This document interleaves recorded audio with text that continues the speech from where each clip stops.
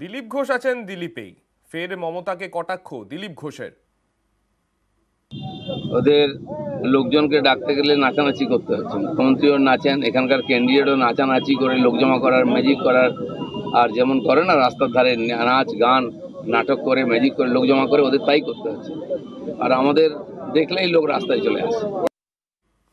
আমাদের সঙ্গে রয়েছেন তৃণমূল কংগ্রেসের তরফে জয়প্রকাশ মজুমদার। জয়প্রকাশ মজুমদারের কাছে যাব। জয়প্রকাশ বাবু, আজকে যেরকম বক্তব্য আমরা দিলীপ ঘোষের গলায় শুনলাম, এর আগেও বারংবার মমতা বন্দ্যোপাধ্যায় তৃণমূল সুপ্রিমো, তাকে আমরা দেখেছি যে আক্রমণ করে বিভিন্ন রকম মন্তব্য তিনি করেছিলেন। আজকেও প্রচারে বেরিয়ে তিনি আরো একটা বিতর্কিত মন্তব্য করলেন। আপনাকে একবার আমরা শুনিয়ে নেব কি বলেছেন তিনি।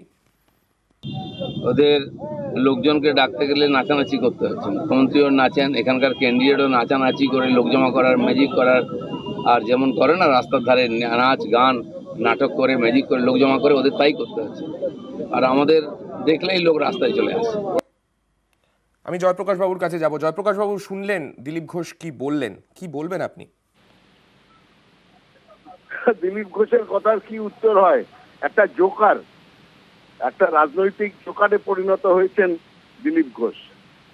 যদি মানুষের সঙ্গে মিশে তাদের আনন্দে ভাগ নিয়ে তাদের সঙ্গে নাচে অংশগ্রহণ করাটা যদি তার পছন্দ না হয়, সেটা তার অসুবিধে।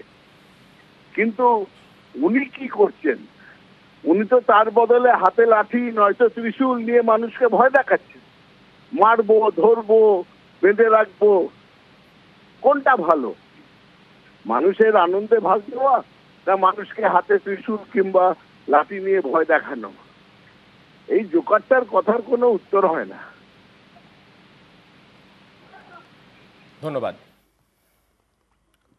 আর সাত সকালে মাঠে পৌঁছে গেলেন দিলীপ ঘোষ, ব্যাট বল হাতে বর্ধমান দুর্গাপুরের বিজেপি প্রার্থী।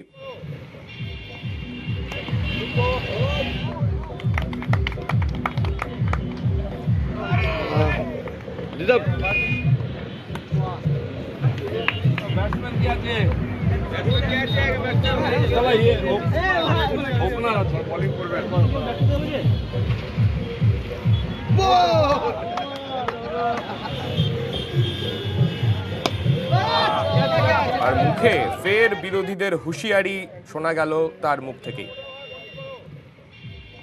রাজনীতিও করছি, ব্যাট বল রাজনীতি ক্যারাটে সব করেছি, করি, এখনো করি। সেই জন্য আমার সামনে আসতে লোক একটু ভয় পায়। আগেও লোক জিতিয়েছে, এবারেও জেতাবে। ওরা গুন্ডাদের দিয়ে ভয় দেখাচ্ছে, আমাদের কর্মীদের গিয়ে ধমকি দিচ্ছে, ফোন করছে। আমিও দেখছি কে কি করছে। আমি তো 5 বছর থাকার জন্য এসেছি, তারপরেও দেখা হবে এদের সঙ্গে। বাইরে থেকে যদি যায়, সে কিভাবে ফিরে আসবে সেটা আমরাই ঠিক করে নেবো। দিলীপ ঘোষ যেখানে যায় সেখানে মূল শুদ্ধ উপড়ে ফেলে, নাহলে মেদিনীপুরে ফোন করে নিতে পারবো। পঞ্চায়েতে এখানকার পুলিশ দিয়ে গুন্ডা দিয়ে লুট করা হয়। নেক্সট পঞ্চায়েতে দেখবেন বাড়ি থেকে বেরোতে দেবো না গুন্ডাদের। তখন কি একই সিস্টেম চলবে? কি সিস্টেম সেটা আগের থেকে বলবো না, বুঝতে পারবেন।